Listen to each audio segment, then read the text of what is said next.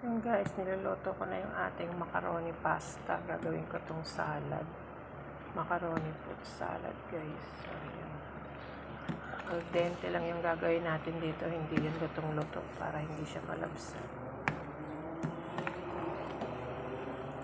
Ayan guys, ito na yung ating macaroni fruit salad. So, nasa ilalim yung macaroni guys. Ayan, nilagyan ko siya ng nata, kaong, pasas, at saka yung ating fruit cocktail. So, cream na lang yung ilalagay natin guys. So, gagamit ako ng isang cream densada. Ayan. Tapos, isa pang creamer. Tsaka, konting half ng mayonnaise. Lagyan natin ng katiting. Tapos, condense. Lagyan ko rin siya ng condense. Tapos, itatoppings ko na lang yung cheese guys. Sa ibabaw. Lagyan natin yung creme densada guys. So, titingnan muna natin guys yung creaminess niya. Tsaka yung tamis niya. So,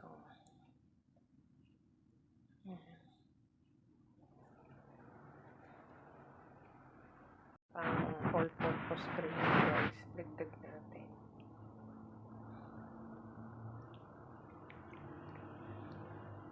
Then, lalagyan natin yan ng 250 grams na mayonnaise. Kasi nga may pasta guys. So, haluin muna natin.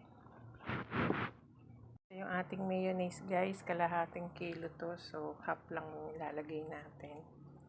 Titingnan muna natin guys yung creaminess niya bago tayo mag-add. So, mga 250 grams yung ilalagay ko. 1/4. Ayan. So, ayan guys, i-mix na natin. So, nasa ilalim yung mga cream niya. So, haluin muna natin guys.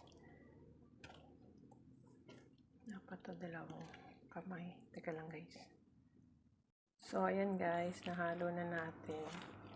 So, pinag-iisipan ko pa kung lalagyan ko pa siya ng condense kasi sa akin sakto na yung tamis niya.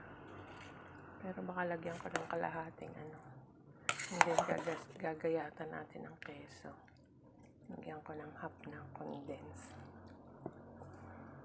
So, ayan guys, dinagdagan ko pa siya ng konting mayonnaise tsaka lagyan ko siya ng kalahating lata na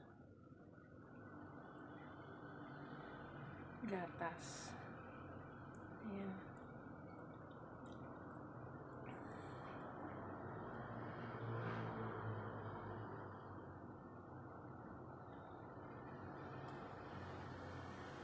So, ayan na siya guys. Ayan, gagayatan ko na lang ng keso sa ibabaw. So, almost okay na yung cream niya. So, ayan guys, yung ating macaroni fruit salad. Ayan, ginayatan ko siya ng keso sa itaas guys. Para panlaban dun sa tamis niya, sa creaminess niya. Ayan guys, sarap niya.